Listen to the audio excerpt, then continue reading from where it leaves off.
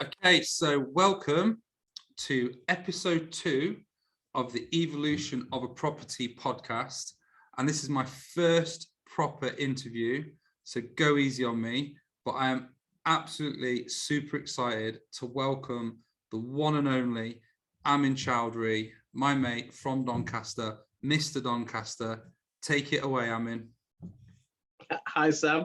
Thanks for inviting me on your first podcast. Really good to be here. Nice to see that you're doing it. Yeah.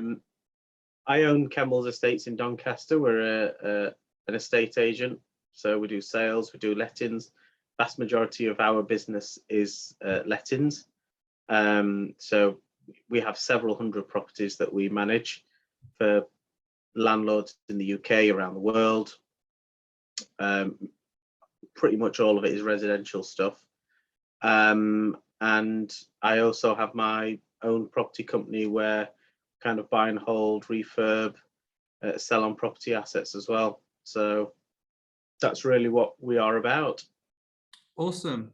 Well, really good to have you on. I've known Amin for about 4 or 5 years now. We both let some properties in the same building for the same client. So they had a big office block that they converted into lots of flats. Me and Amin were 2 of the agents that were asked to help let those flats. And I think we got into a conversation one day when we were talking about communal Wi-Fi, I believe it was. Yeah, that's right. Yeah. Glad to see you. We had a meeting, and ever since then we've kind of been really, really close mates. So I'm normally on the phone to Amin at least once a week, talking about lettings, talking about life, having a laugh, basically sharing our experiences. So you've told us a little bit about what you do, sales and lettings. What would you say you prefer then out of sales and lettings? I think generally speaking, when I started my business, it was about 6-7 years ago, and I changed from a corporate career into primarily managing my property, a few other properties for family and friends. It was never envisaged that it would be massive, but it was envisaged that it would just be used as a tool to maybe start buying properties and managing them properly, because we had an issue with our own properties not being managed right. So that was the real vision behind it at the time. And then it was never really meant to be a majority sales based business. It was lettings and acquiring other properties and just feeding them into the business. So with that theme, we have progressed, and we have mainly been a letting agent, but we have been doing more and more sales in the last couple of years.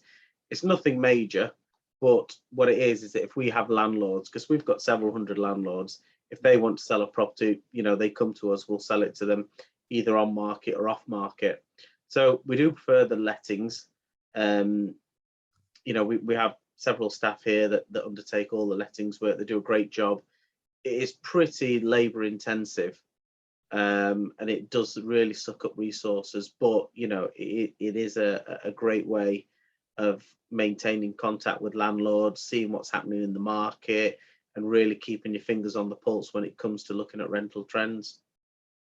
So did you find then, when you were looking at starting a career from your corporate background and you want to start your own business, was it because you've been buying your own properties while you were sort of in employment, that you'd already had that sort of half step into property, and that was what attracted you about setting up your agency? Yeah, 100%. And I'd been buying property. My father had been in property for many years, but I think he'd come across challenges and not dealt with them particularly well. So when I kind of hit the age of 21, 22, I just went into a corporate career. Went to university, started work, and then you didn't really want to get involved in property because the personal experience that you had with it previously wasn't great. So the first property that I bought was just after the crash in 2008. And then I bought more property in 2009. I had a reasonably lucrative job, so I was buying, a lot of properties every year. And the difficulty that you found is that you were purchasing good properties, properties which were very easily rentable, but the problem was it just were not being managed right. Right. So eventually I started trying to manage them myself. But even while you're at work, you're always looking at other stuff that people are doing. I mean, the internet wasn't so spectacular in those days with regards to what we see nowadays, everybody doing property. But you would see stuff and you would think, oh, I wonder if I could do this. I wonder if I could do this. But A, you never had the time, but B, you never had the resources to go at stuff and really think about things. And then, maybe a few months later, you would see somebody who'd purchased that property and enacted that idea that you had. Yeah. So you think to yourself, well, actually, I could have done that and I could have made X or I could have made Y. So there then comes a point when you have to either say to yourself, I'm going to continue to sit and just wonder about these things, or am I actually going to, put my destiny in my own hands and see if I can have a go at it, which is, kind of the route that I took. So you saw people that were sort of buying properties and doing more complicated strategies than you were, and yeah, exactly. you had the idea, but you held back, and then you saw someone else do it, and you were like, did that give you reassurance that actually I know what I'm doing and my idea was a good idea, I just didn't act upon it? Yeah, 100%, definitely. I mean, I would look at stuff and I would say, oh, this is great. I'd probably do that, and that with it. And, 6 months later, if it was in Doncaster, you'd drive past it and you'd think, oh, wow, someone's done what I was thinking. Yeah. Because the thing is, you see, and this is the case even now, you have a different type of investor who always comes to see you. There's a type of investor who's full-time in property. He's looking to make massive amounts of money. There's another type of investor, which I was, 10, 15 years ago, and that is you buy a property, it's on a repayment mortgage, you pay the mortgage down, and in 20 years you've got an asset which you purchased for 100 with a 70% LTV mortgage, which is now worth 150,000 with zero mortgage on it, and that's my retirement pot. Yeah. So the two types of investor are totally different, and so I always came from the latter into the former. Yeah. And then obviously you have to really make a push for it and make it work. So the way I would categorize that would be a passive investor who buys a property, puts a tenant in, and over 10, 15 years, it goes up in value, they get the rents, make a bit of profit, maybe pay off the mortgage. And then an active investor would be someone who comes in and forces equity on a refurb, tries something creative, maybe gets it below market value, keeps an eye out for a deal. One thing that I've always really liked about you was the amount of time someone will come to you and go, look, I've got this deal and it was all agreed, all negotiated. At the last minute, something's fallen out of bed. This is what they'd agreed on. And then, do you want it? Yes or no? And you've jumped on that and you've had an amazing deal. So it's almost like someone else has gone through the pain of viewing it, putting in an offer, the offer being knocked back, waiting 6 months, being negotiated, going through all that palaver, and then for whatever reason, not being able to go forward. And because people know that you can act quickly, they've come to you and you've basically got a ready-made deal on a plate. Yeah, well, that's right. And I think that's the way kind of I've generally operated throughout the years. But, when we first started out, there was that transition. You then, in the way that you put it, a passive investor, you almost have that transition of going from the passive investor all the way through to the active investor who's pretty specialized now, knows what he's doing. And it does take you a number of years to get there. So, when I first started, I would look to buy a house which maybe needed a new bathroom. I'd put a new bathroom in. I purchased it cash. I'd refinance it. Then the next one I bought, it needed a new bathroom and a new kitchen. Yeah. You'd do that, and then you'd refinance it, and then you'd slightly push the boundaries a little bit every time because you saw that the strategy was working. Yeah. So I think that's how I developed. Good. And then just continued to develop the strategy even further.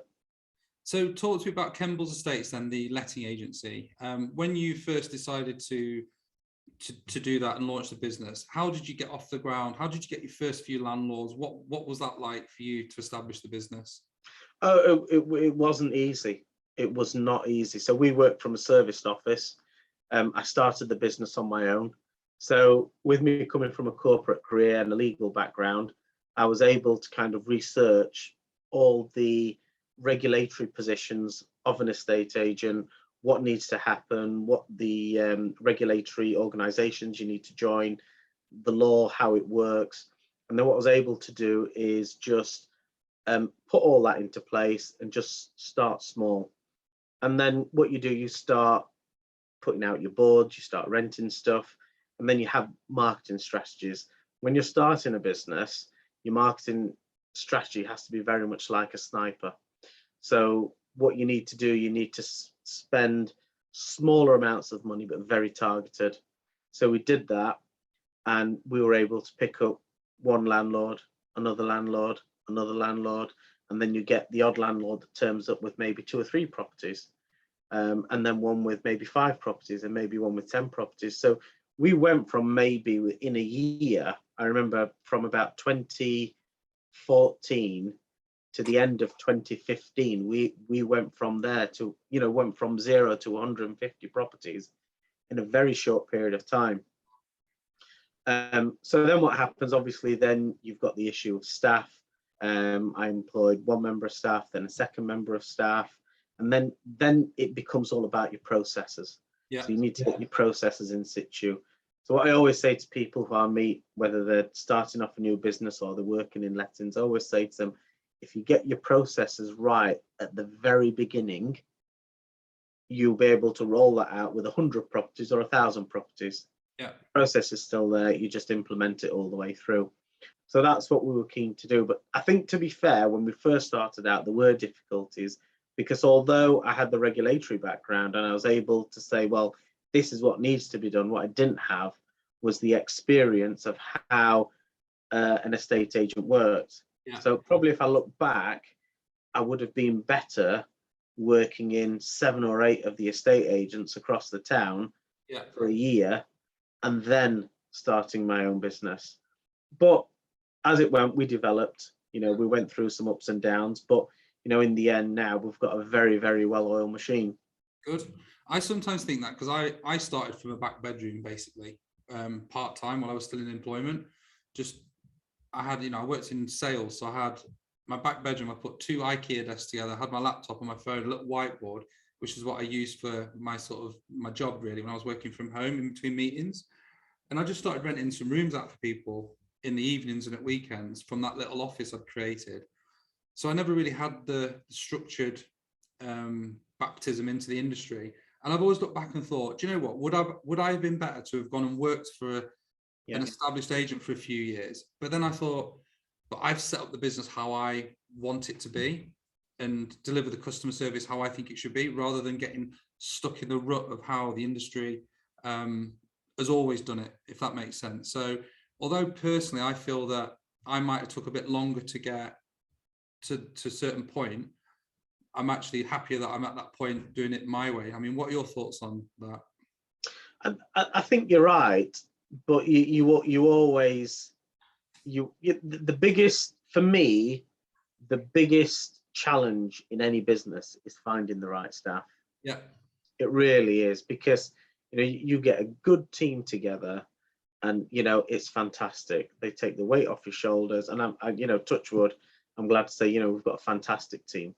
We've got a branch manager, we've got support staff, every angle of the business is covered, and it's covered really well.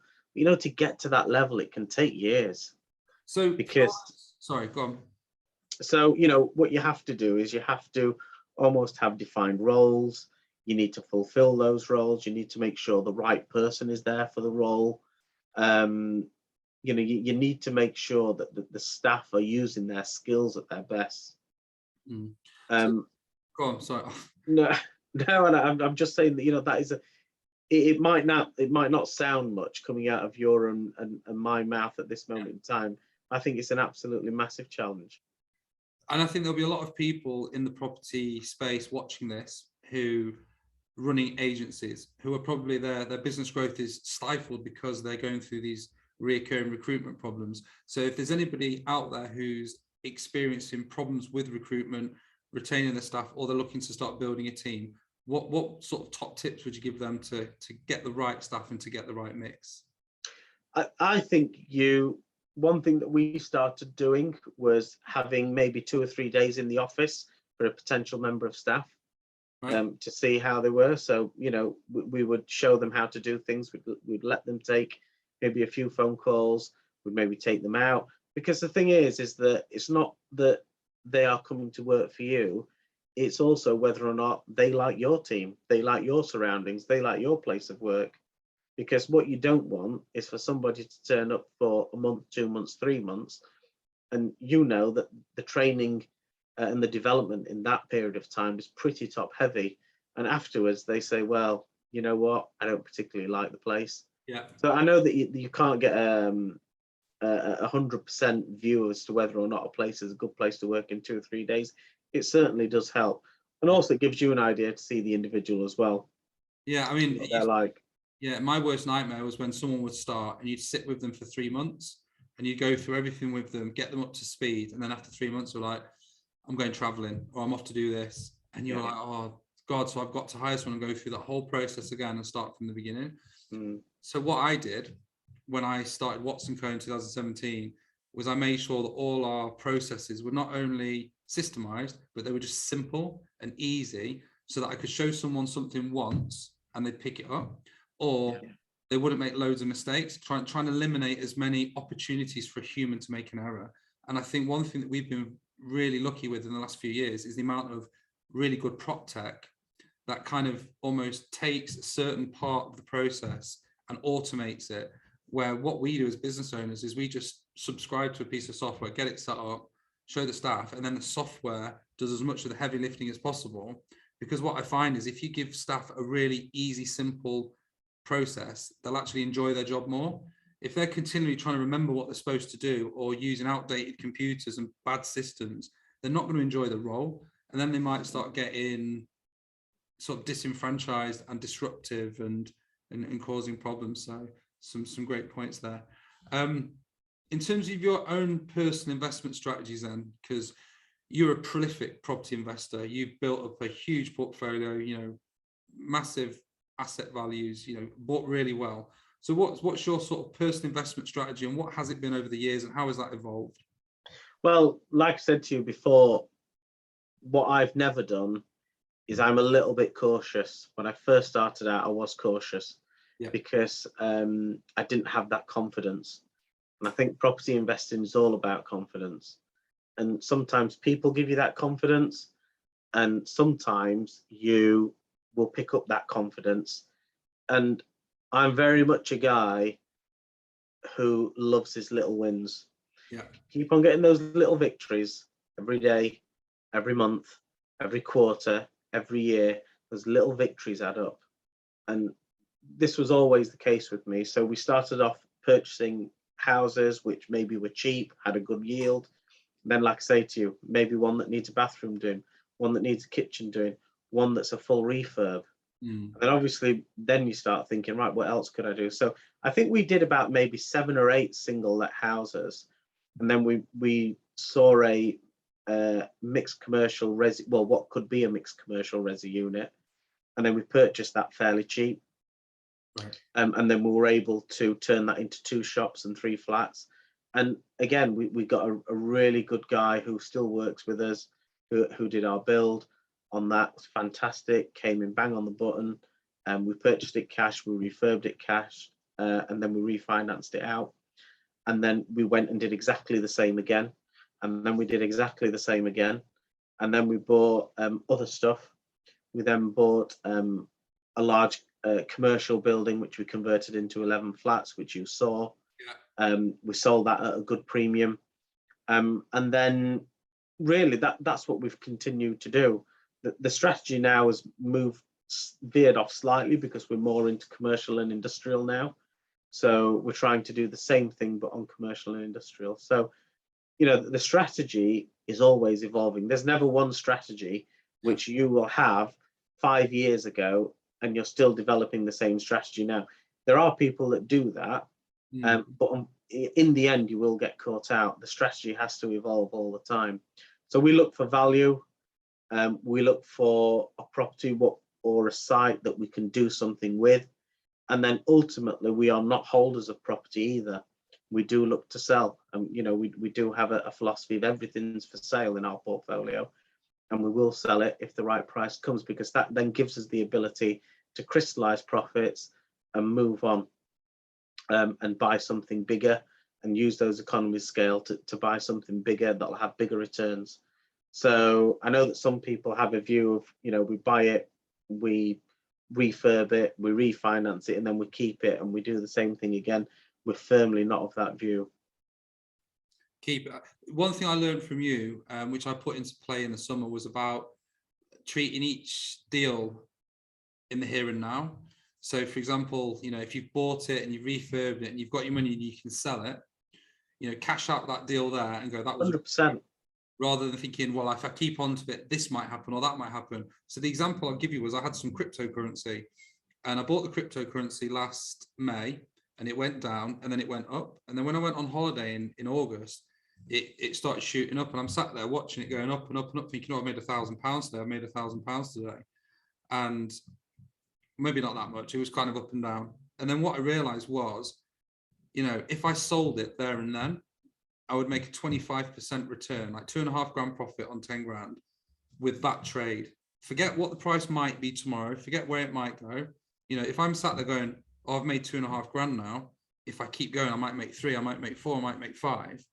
But I thought, no, today I'm selling and I've made 2.5 grand, 25% on this one deal from start to finish. I went into it in May and I'm exiting it in August. That's a pretty good return on investment. So I sold it based on the conversations we'd had, got the money in the bank, and I was like, right, brilliant. And then I wasn't bothered about what happened in the future then, because that's another trade, that's another starting point, that's another finish point. And what happened was it went down again. And so, you know, I bought into your philosophy with that, and you know, thank you. You helped me. Yeah, but you've got to be pleased about having a profit. I will give you an example. Yeah. So I sold, I think, 5 of my portfolio to an investor. Yeah. In 2019, and I mean the prices on them were good. They were above market value at the time, but they were good properties. You know, they were properties which I'd refurbed all of them. They were great. They were kicking out great rents. They were giving great returns. So we sold it to an international investor, and you know, we put the money to work elsewhere. Yeah. And now when you look back, you will always get the people who are very narrow and small-minded. And you know, I've met a couple of people very close to me, and they turn around and say, oh, do you know those 5 houses that you sold? If you sold them now, you would have got another 10 grand a house. But the thing is that, you know, where we put the money into another property project, that actual deal has gone up hundreds of thousands of pounds. Yeah. So unless you're going to sell your property and go on a great holiday, and just waste it on something which is not tangible, yeah, as long as you invest it into something else and that makes money, you're going to be absolutely fine. So, you know, yes, you might have to pay, you know, you obviously you'll pay the tax on these when you crystallize the profits. That's where you need a good accountant, where an accountant can work out exactly what you owe, and, you know, can mitigate some tax. And then at the end of the day, what you need to do is then you reinvest those sums, and then you can push forward onto bigger deals. And I think that's the thing. You can be the person who ends up with 100 two down small houses, or you can be the person who crystallizes profits as you go along and end up with something that's maybe 4, 5, 6 million pound. Yeah. And, you know, I definitely want to be a person in the latter. And that was always my vision from the very beginning. I think as well, you've got to compound the wins. So if you can make 20% on a deal, take it, put it into the next deal, compound that, you know, put into a calculator. If you can make 20% returns on anything, you know, after 10, 15 years, exponentially, you've created loads. So that leads me nicely onto my next question, which was, you know, tell me about your favorite deal. Which is the deal that you've done that you sit back and go, yeah, smashed it on that one? We just before lockdown, we purchased a pub. It literally was 1 week before lockdown happened, and I remember buying this pub, and I remember everybody saying to me, that is probably the worst purchase that you've ever made. Yeah. And we literally did nothing to it. We put planning in for some flats on that pub, but ultimately we sold it to a housing association operator less than a year. In fact, it was a few days less than a year. And when we bought it, we made 100% uplift on it. Wow. For literally doing, just for putting planning in and having to mess around with it. And that was really sweet. That was really sweet. And we probably made more money on other stuff. Yeah. But I think the beauty of that deal was we didn't have to run around after builders. Yeah. We didn't have the grunt work of a refurb project in there. You know, it was all paper based. So it was, you know, emailing the architect, what can we do with this? What can we do with this? What can we do with this? And that's a different type of effort. Yeah. So, you know, that was, I would definitely say that is probably the best deal that we did so far. Not money wise, because we've done better stuff money wise, but I think the general feeling around that.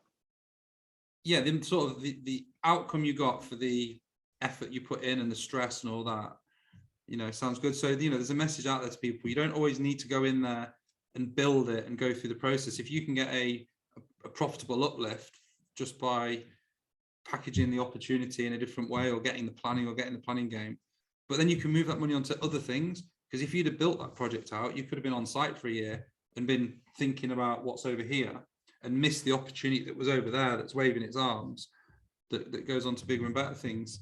So what would you say has been your biggest challenge to date in either your business or your investing? I think the biggest challenge what we've had is, I think in the business that we've had here in the estate agency, I think the biggest challenge that we've had is staff over the years. Okay. And I think we've really, really struggled with getting the right staff. And you know what? Staff, I think, are like tenants. I think that you will generally find that if you get one bad tenant in a HMO, all the good ones leave and they leave you with the rubbish one. Yeah. Yeah. I think that's very, very much the same with staff. Yeah. So I think that's been a big challenge for us ever since we started. When it came to the investing side of things, you know what? I'll be perfectly honest with you. I'd say that we've been quite blessed. Yeah. I think we've had a really, really good run. But I think we've got great banking relationships when it comes to our bankers. You know, they're really, really supportive. They're fantastic. But I think the biggest challenge for anybody out there, excluding private finance, because I know that a lot of people deal with private finance from private investors. I'm talking about conventional finance. Yeah. If you know, we've never reverted to private finance. We've always had conventional bank financing and used our own funds. And I think bank financing, it is difficult, because if you get a bank which is really good and fantastic and supports your vision, you generally find that the interest rates are quite high. If somebody is not that supportive, and they will usually have a really, really low rate. So it's very difficult. It's very difficult. You know, in your mind, for example, I've given you the example of a pub that we purchased and we sold with 100% uplift. I can tell you for nothing that no conventional bank would ever have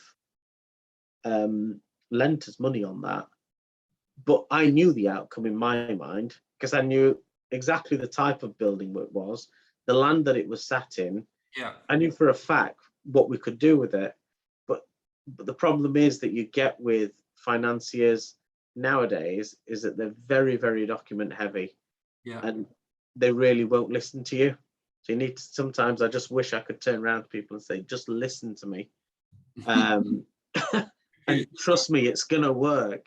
Yeah. It's hard though, because they're so risk averse, because they have to look out for the worst case scenario.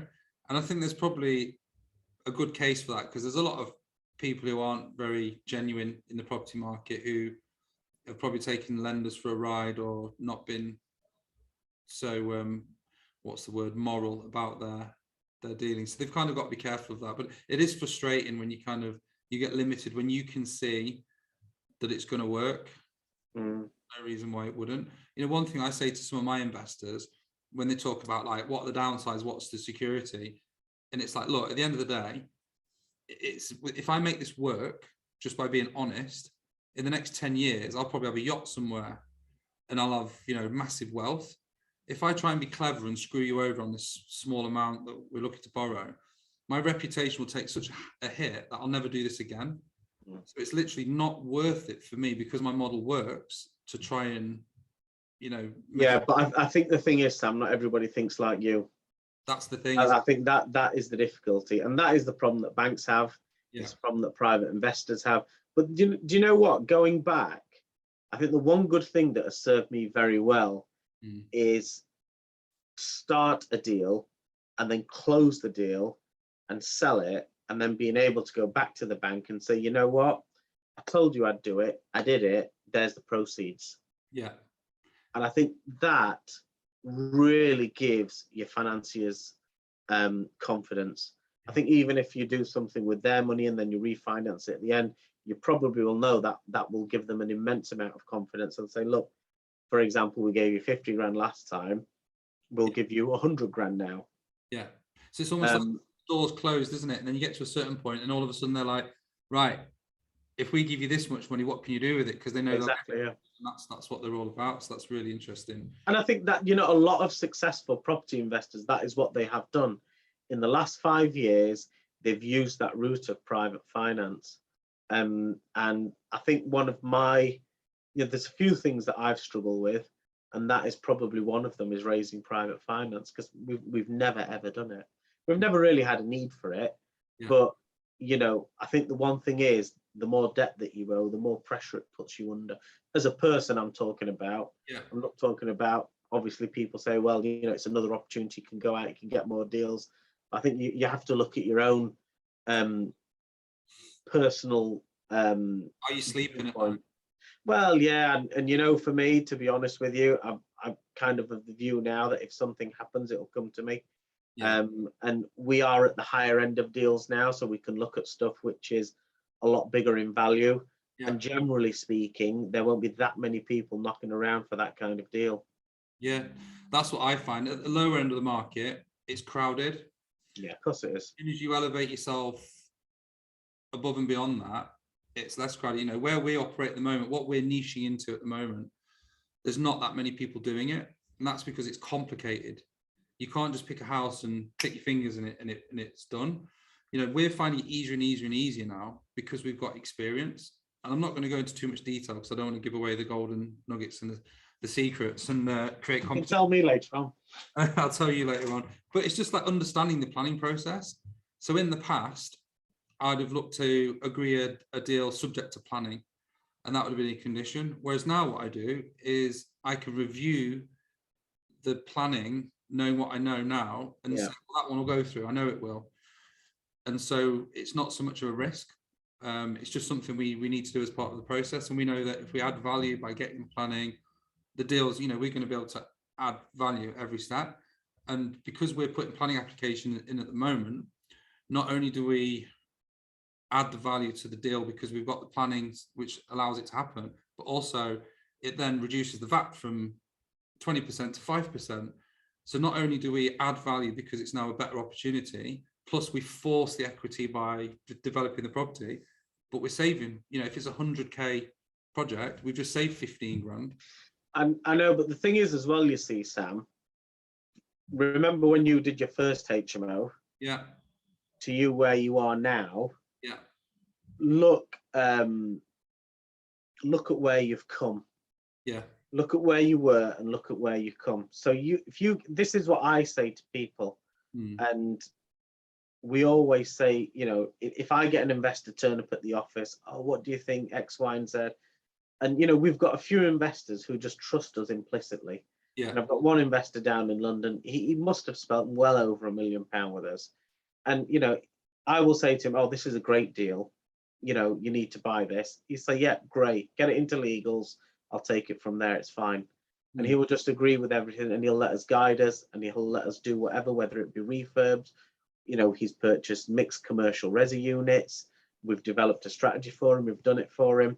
And, we've been very, very fair. And the thing is, you see, what I always say to people like that, from my 7-8 years of doing this, I've been kicked in the balls. I've been dragged by my hair. I've been smashed from pillar to post.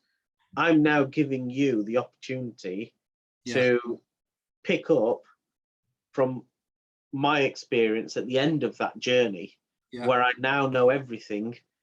More than happy for you to use my contacts, use my knowledge, use everything I've learned, and you can cut out all the pain that I've had to endure.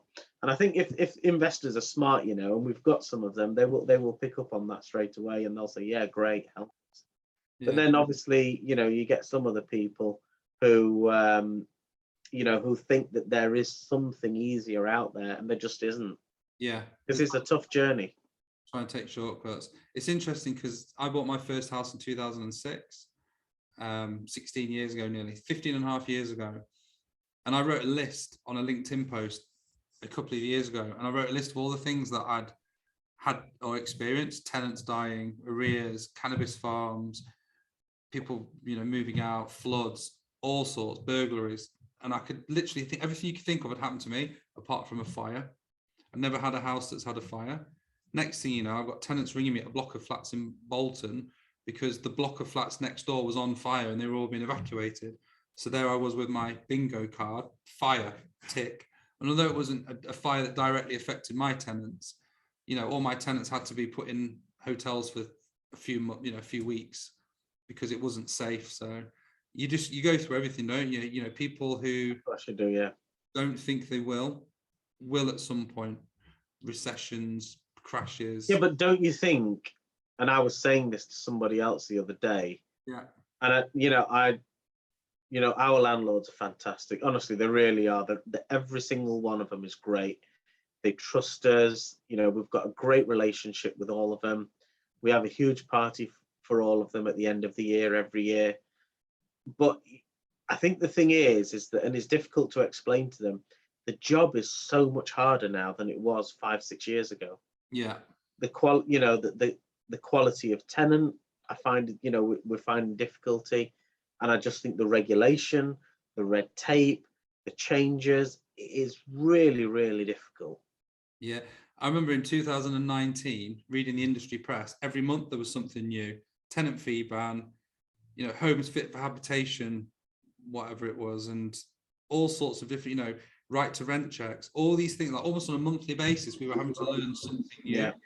Do you find that because of the amount of red tape and the amount of regulation and the amount of complications that have been put in there, quite rightly so, to clean up the industry, it does make our jobs harder? But actually, if you were a landlord thinking about doing it all for yourself and building a portfolio, you think, do you know what?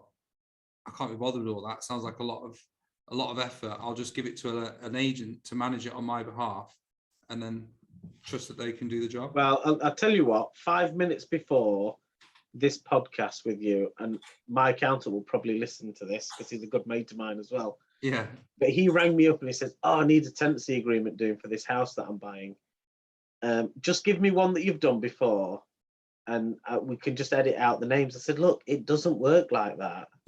I said, you need to serve the gas cert, you need to serve the electric cert, you need to serve all your other documents with it. We need to make sure that the tenant signs for this. This has got to be in it. That's got to be in it. We've got to get the inventory done. So, are you kidding, aren't you? Surely you can just get a document, sign it, and that's it, isn't it? And I said, no, that isn't it. Because, historically, that's what people are used to. They just don't understand what goes on now. And you know what? If you look at the new landlords that we get,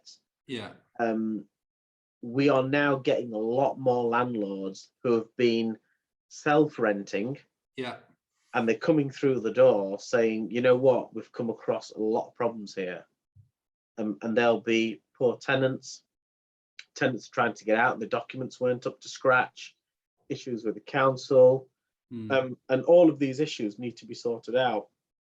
And for them, it's a real issue, but for us, because we're experts in it, we can help them. I've never had so many people come through the door saying, oh, I've tried to rent this house myself, it's gone horribly wrong, or it went horribly wrong, we want to make sure it doesn't go wrong again. Yeah. It's good though, because we're the same. We, you know, our agency runs like clockwork because we can see into the future. You know, when the way someone acts on their application tells a lot about how they'll act as a tenant. And we would rather have the property on the market for a few extra weeks than take on the wrong tenant, especially for a small independent agent like us. So this is a massive advert for small independent agents. You know, I run my business, Amin runs his business. When all the staff have come and gone, we'll still be here. So if we take on a bad tenant that creates problems, it always comes on our desk. So we drill it into the team to make sure that we avoid these problems. Whereas some of the bigger agencies, you know, if you've got someone whose job is just to let properties and they never get to see the tenant ever again, they never deal with it, they're not really bothered about the aftermath because they might be targeted on X so many lets this month. And the boss might be like, oh, you've done really well this month, you've done so many lets. But if all those tenants are complete nightmares in 6 to 9 months dealt by head office, the landlord ultimately is not getting the outcome, are they? They're not getting the service.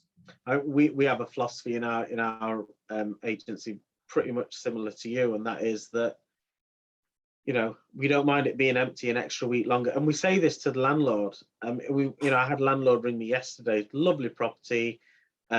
She's putting a new kitchen, putting a new bathroom. We've done some works in it for her. And it's like, oh, I'm desperate to rent it out. I said, don't be desperate, because you've got an absolute gold nugget of a house there. I can rent it out tomorrow to 10 different people. It's not an issue.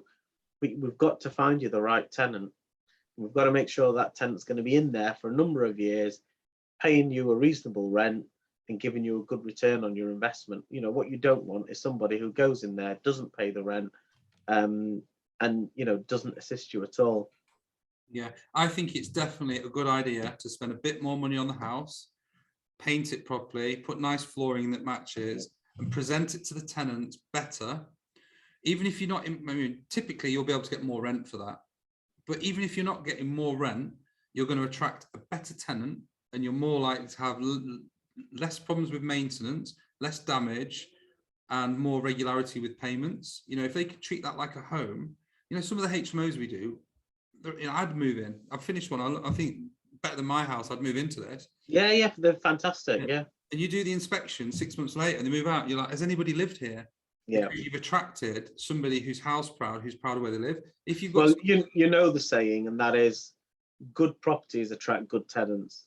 yeah, Bad properties just attract, you know, a total dross type of tenant, and you know, you don't want that type of tenant.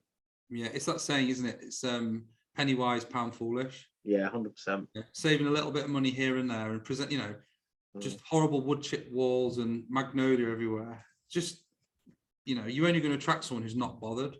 And if they're not bothered, they might have certain issues themselves. You know, they might be desperate to move for a reason, and, you know, not be the most suitable tenant. So what are your top tips then for someone who's just starting out, whether it be in a property business? So, you know, the title of this podcast is about the evolution of a property business. So let's say that somebody forget their own investments for now. They're looking to start a business, whether it be a sourcing business, a letting agency, an estate agency. What would be your top tips? I think probably the biggest tip I will give you is patience. You've got to be patient in this game, and you've got to, you know, you've really got to have a philosophy of your little wins. Your little wins will mount up into big wins. And, you know, if you think, you know, you can go onto YouTube, you can go onto Facebook, you can see loads of videos. I became financially free in 3 weeks or 5 weeks or 6 weeks, or, you know, I made 100 grand on my first deal. But personally, for me, it's not going to happen. Yeah. But if you've got a view that I'm going to purchase one property, and you know what, if you're smart in property, generally speaking, you will never lose. Yeah. But it might be that you might not make as much as you could on your first deal as you will on your second, third, and fourth when you've got more knowledge. But that is part of being patient. Yeah. Got to see the process through. So, you know, the first thing I will say is be patient. Yeah. So it will happen. Yeah. When you talk about the little wins, then that reminds me of the sort of well-known story about the soldier. You know, make your bed, first thing in the morning and you start the day off with a win. But I've actually heard you talk. Sorry, my lights have just gone up. Bear with me a second.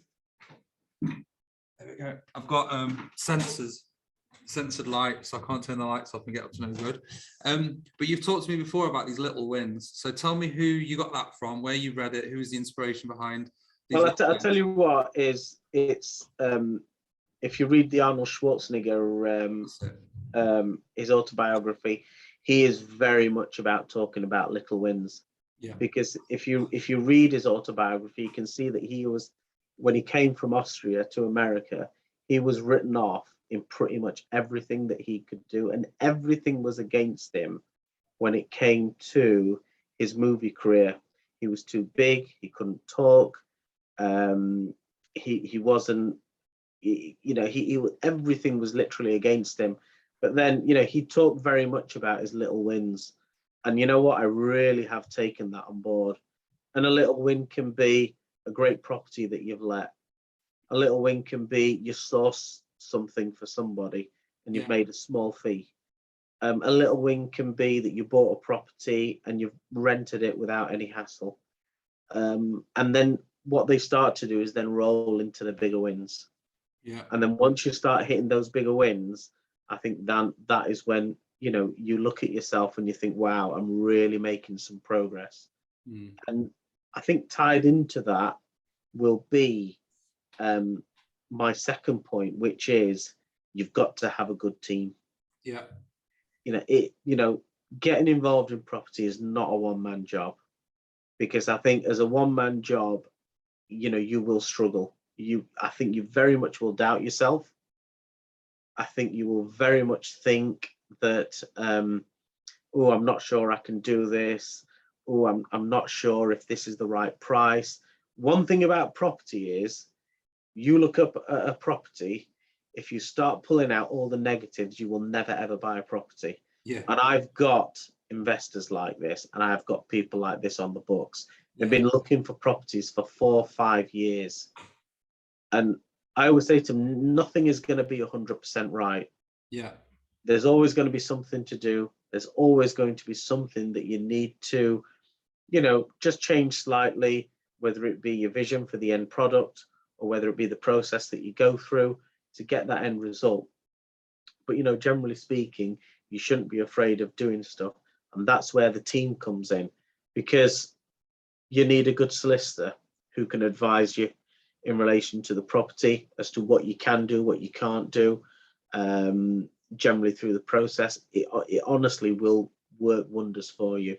Not somebody who's just simply going to go through the conveyancing process and at the end give it to you. Your accountant with regards to what rebates, reliefs, other issues that might be, you'll need to deal with, certainly on sales. If you've got a good accountant, it will really, really help you. But then obviously then a good architect. We've had architects in the past who really have been hopeless. We've a good builder. Just for example, we looked at a unit. We were going to put 6 or 7 units in there. I took our regular builder around and he carved out a way of putting 11 units in there. Yeah. So, I think it's really, really important that you get these people within your team. And then obviously your finance side of it as well.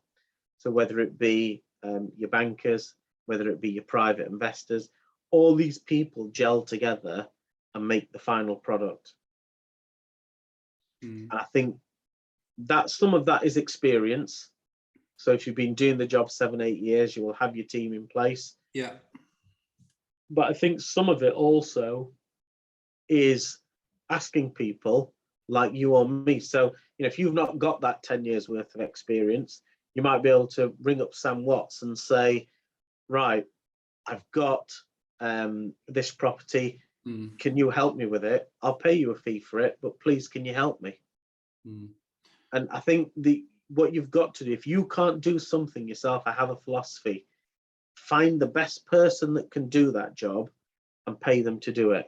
Because that's the next best thing. Yeah. It's interesting because sometimes as a sourcing agent, people are like, well, what does my fee cover? And one thing they don't really appreciate is you get access to all those scars that I've got from the last 15 years. 100%. You've basically got a power team in one that you don't need to go out and put together. You don't need to communicate with. I'll do everything for you using what I've done over the last 10, 15 years, you know, through my wins and my losses and my trial and error. And I think that is invaluable for somebody who's, you know, working with a sourcing agent. That's rather than saying what deals can you get, more who's your team, what's behind you, what extra value can you add above and beyond finding me a property that meets my criteria. Well, I had another point I was going to make about the wins, the little wins. Oh, I was just going to say, one thing that I'm a massive fan of is compounding over time. So a little win becomes a slightly bigger win, slightly bigger win. Before you know it, you're doing big things and people are saying to you, you're smashing it. And you're like, am I? I just feel like I'm taking the natural steps in the progression. And, you know, with my sourcing business, for example, I think we did an average of £1,500 a month in our first year. You know, and then we look at how much revenue we took in our second year and our third year.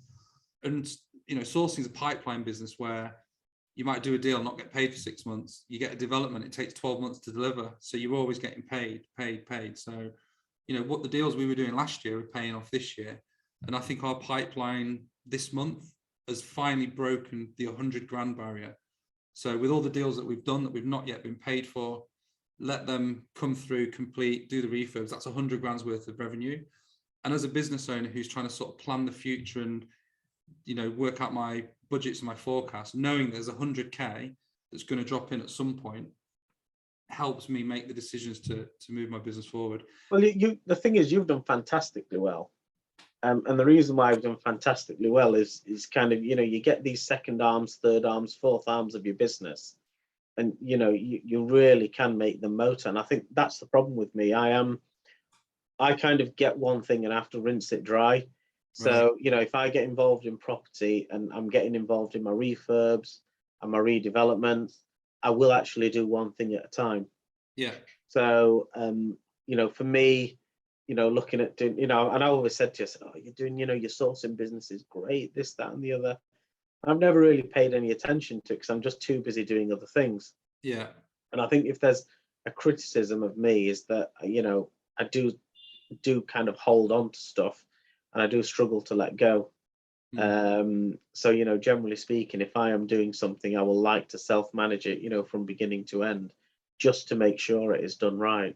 Yeah. And I think sometimes, you know, you do, and I'm, you know, I am learning. I am at a stage of my life now where I am of the view that, you know what, I just can't be asked to do that. I'm going to pay somebody, whatever their fee is, get them to do it. That frees me up to do something else.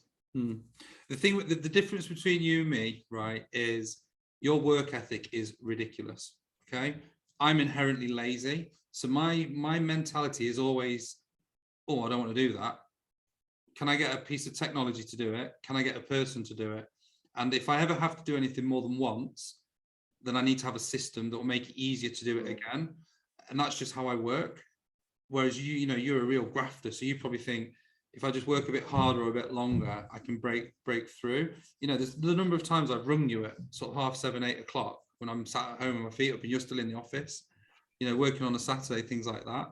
Whereas I'm kind of like, I get to, you know, a certain point in the afternoon where physically I'm like, I can't do any more work, I'm done. You know, so I'll go to the gym and I'll go home and I can, you know, sit on social media and comment and get involved in the discussion and, you know, still kind of almost build my profile and build the business in that respect. But in terms of doing any work, I'm just like, right, I'm done now. So what I kind of think is, right, how do I automate that? How do I make that easier? I'm always trying to look at making everything I do easier and easier and easier. Well, one thing we're looking at now, right from our accounts, in the business, across all our companies, all the way straight through, we're looking at technology now. Yeah. Really, you're really kind of getting the technology working. So again, like you say, you're stripping out elements of the business which can be done by technology. And, you know, and initially it's quite difficult for you to kind of get used to it. And it might take a bit more time, but what you do, you free yourself up. So we've been looking at new accounting systems, not to pay rents or anything like that, but the back office accounts, you know, in the last few weeks. And, you know, the accountant said to us, look, you know, you may find that this takes you a little bit more time, but in the long run, Yeah. This is a process now that you don't have to do. It is really, really orientated towards a normal member of staff being able to do it without any issues. And it's, just straighten things out so much. Yeah. So what's the sort of number one gadget or piece of tech you're looking at right now, and what problem does it solve? I think at this moment in time, I'm trying to reduce my work. So I generally tend to do anything which is money related to the business I would do. And I think my time is spent a lot of time is spent undertaking, paying tradesmen, paying general expenses, etc. And then I think the way that we record them, the way that we plug them in, is causing delays when it comes to processing that information. Yeah. So what we're looking at now is just a wholesale change of how we do it, so that it's quicker at our end and it's quicker at the processing end, so that we can get numbers out very quickly. So for example, we struggle with cash flow forecasts. Right. We struggle with forward planning when it comes to numbers. Yeah. Really, if you've got your numbers all plugged in, yeah, you will be able to generate those at a push of a button. yeah. So we need to be in a position to be able to do that. I think that's one thing where we've really lacked. Good. I mean, I'm the same. I think when you're a small agency without the big accounting departments, it's not as simple as an invoice comes in and it gets paid. Yeah. People don't understand that. It's an invoice has to come in, it has to be processed, it then has to be logged, it has to be authorized, it has to then be paid. And everywhere you've got to have checks and balances throughout to make sure your business is safe and it's done in a safe way and that you're protecting your clients' interests. Yeah. And you get trades putting in an invoice on a Friday at 4 o'clock, wanting paying at 5. And it's Yeah. like, one, I'm doing something else. Two, we're doing it in, batches. So here's a tip for anyone. We always do our invoices on a Friday together. So every task that we do, whether it's processing rents, paying landlords, paying tenants, whatever, we do it once a week and we do it all together. So we don't go on and log in and pay a few landlords and the next day we pay a few landlords. Every Friday we pay all of them that are in credit. And everybody knows that's how we do it. And it's always done that way and it's done religiously, but it saves us so much time because we just batch it together and we do it in one hit. And I think, you see, that's where your team comes in. Yeah. Because if you've got a poor system, you should be able to go to the professional who deals with that part of your business for you and say, right, help me with it. Yeah. If you've got somebody who's absolutely useless who you use, he will say, oh, well, that's just one of those things, we can't do anything about it. If you've got somebody who's half decent, they will say, right, okay, show me what you do. Yeah. Right, okay. Let's get you this system for this system for this, and this system for this. Yeah. And once all of that is done, you still retain your control. Yeah. But the process is now quicker. It can be done by somebody else, but you've still got your checks and balances there. So I think, when I talk about having a team, that's what you need. You need those key people who you can turn to at that point and say, what do you think? So for example, it's even as simple as, Sam, I've seen this and I've sent stuff to you loads of times. Sam, this is in Leeds. What do you think? You think I'm thinking of doing X, Y, and Z to it? And you'll come back to me and say, yeah, brilliant. Or not sure it'll work. It's overpriced. Yeah. Won't work in that area. For all intents and purposes, you're part of my team. Yeah. Because I'm somebody who I can talk to you and say, look, what do you think? Yeah. And you'll be able to come back with a decent, reasonable, justified opinion, which, might save you 100 grand on something. Because I might look at something in Leeds and think, oh, that's brilliant. Yeah. You might turn around and say to me, that's absolute dog poop. Yeah. Yeah, definitely. And it's the same in Doncaster, because, it'll be street specific in Leeds, whether it be resi or commercial. Yeah. Yeah. It's worth also mentioning as well to people listening to the podcast, I'm massively into tech and automations and sequencing and all that sort of stuff.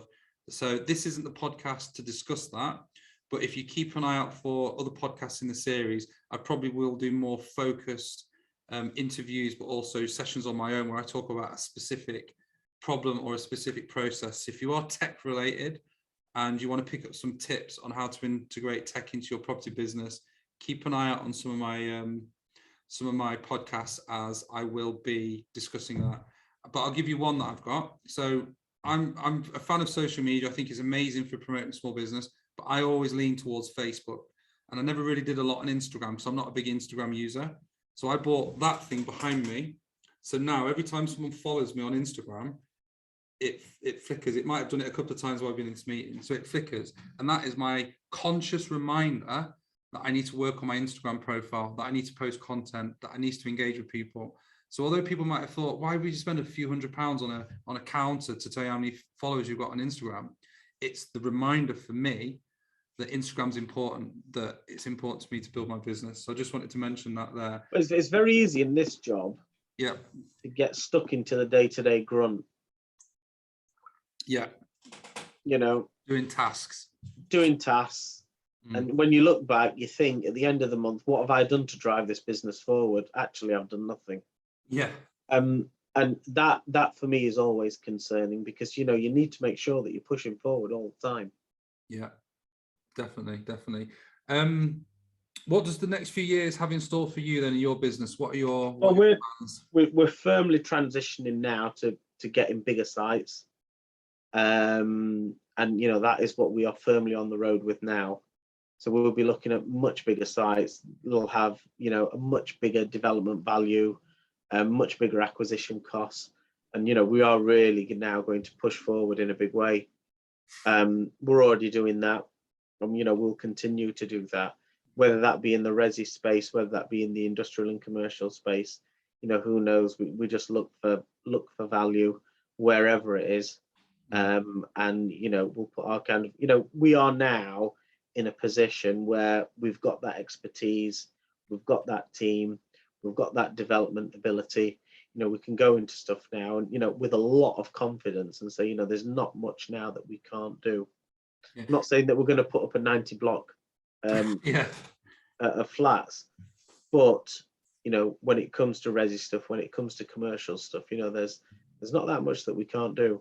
Brilliant. And one thing to take away from what Amin's just said is, and this is one thing I've learned from being in the property arena, is whenever you speak to people who are doing it, who have been doing it for a while and who are successful, they never just focus on one thing.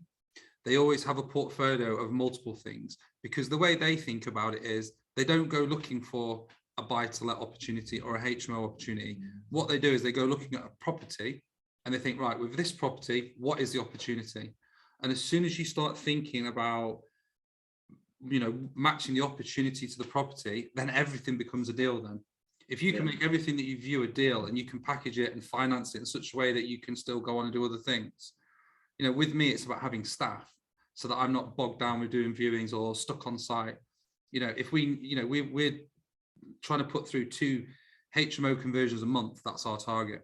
And I've got 2 project managers now. And when they come to me and say, you know what, we can't cope, that's not right, we stop doing it. Because that's what you do when you're on your own. You get a few deals, I'm stopping, there's too much. I'll be like, right, go and hire an assistant. Who can we outsource to? Who can we bring in to the team that means we can keep going and keep going and keep going and get that momentum? And that momentum is hopefully what will drive us forward. In terms of your agency then, Amin, so Kembles Estates, how many properties are you managing now? Because I think every time I speak to you, it's gone up by... I've not got an exact number at the minute, but it's certainly above 600. Wow. And, you know, we probably pick up between 10 or 15 new properties, you know, every month. So, you know, I think last month we picked up a portfolio of 40, for example. Wow. So, you know, we have regularly people calling us, and, you know, we are in a good position, believe it or not. You know, we see a property where somebody brings it to us and say, you know, I'm looking to rent it out. And if it's in poor condition and we feel we're not the right kind of landlord, he's not the right kind of landlord for us, what we will do is that we will turn it away. So we are, you know, we're in a good position where we don't have to, you know, just take on anything just to keep the numbers up. I think it's critical for a letting agent that you're selective with who you work with, whether it be your landlord, your tenants, your contractors and your staff. Get that right. And I call it, and excuse my colourful language, I call it the don't work with dickheads rule. You know, if a landlord's not the right kind of landlord, don't work with them. If a contractor's not the right contract, don't work with them. If a tenant's not quite right, don't go forward with them. You know, if someone's not right on a job interview, don't take a chance on them. And if you get that right, your business might not grow as fast and you might not have the numbers, but if you're always getting quality properties with quality people, one, your staff will stay long because they enjoy the job more, and you'll get to the point where you'll snowball, and then you'll catch up with those numbers. Because if you're giving a quality service to people, you'll get more reviews, more referrals, more recommendations, and a better reputation. The other thing is, you know, you would be surprised at how many landlords we had when we started off, where they had one property, Yeah, and then all of a sudden, you know, after 4 or 5 years, they've got multiple properties, yeah, because you've taken on one property. You've either made it a lot easier for them, and they've thought, oh, this is great. You know, I never had this experience before. And then what you've done, you've given them the confidence to purchase multiple properties, because they know they can get a property and it'll just feed into our system. yeah. And you know, it'll be looked after and they can just forget about it. Mm. So for example, you know, we had a repeat London client, and to be fair, she doesn't really use us to purchase anything, but she purchased property which was about 10 miles outside Doncaster. She called us, said, all right, okay, I'm completing on this property in 2 days' time. Go and collect the keys, do whatever needs to be done, and that's it. So, you know, we will do the gas check, the electric check, etc., etc. And you know, we rented it out, and she'll get her first rent payment, and that's it. We'll probably never hear from her again until she buys the next property. Yeah. You know, this is a lady who's got multiple properties. So, you know, we get these kind of landlords all the time, and you know, they are the kind of landlords that you want, because they understand that they're employing an agent to Yeah. take their time out of this particular job. Yeah. There's no point asking me, giving you my flat in Leeds, and then ringing you every 2 minutes, or coming down and saying to you, oh, Sam, that light bulb that doesn't work, I'm going to change it myself. Or, you know, I'm going to fix that leaking tap in the kitchen. Yeah. What's the point? I may as well have done everything myself. Yeah, yeah, exactly. I think that one of the big mistakes I see people making continually is they try and do everything. Yeah, of course they do. They try and source their own properties. They try and, you know, they're in there painting, then they do the tenancies and everything. And I just think the problem you've got is, to be successful in property investing, you need to find deals and you need to find money. If you're doing anything that's not one of those two things, then you're wasting your time. If you're stripping wallpaper, you could be. Well, I'll give you a prime example. I rung a landlord. He's got a great property in a great area, which is going to rent brilliantly. Yeah. 2 months ago, you know, we gave him a quote to refurb the property. It's just a light paint job, and you know, we'll have it done in 2 weeks, and we'll have it rented out probably in the 4th week. So 8 weeks on, when I rung him this morning, and you know, this is with all due respect to him, because he's doing what he thinks is right. But we've rung him today and said, look, is that property right? Oh, I'm still stripping the wallpaper. So you might have saved a little bit of money, yeah, doing that work yourself. But I tell you what, you've lost 2 months worth of rent at maybe 800 quid a month. Yeah. And when I said that, when I said that to him, I said, well, I could have had the. Oh, he said, well, I know.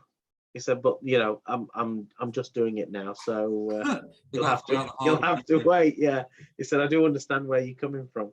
Yeah, cool. Quick question for you, non-property related. Are you playing Wordle? I'm not playing Wordle, no. No, give it. I've seen a few people on Facebook playing Wordle, but no, I've not played Wordle. Yeah, I got my dad hooked on it a few months ago. So now me and my dad and my brother are in a WhatsApp group, and we kind of compete. But what I like about it is it doesn't take long. It's a bit of a puzzle and so it takes a bit of brain power.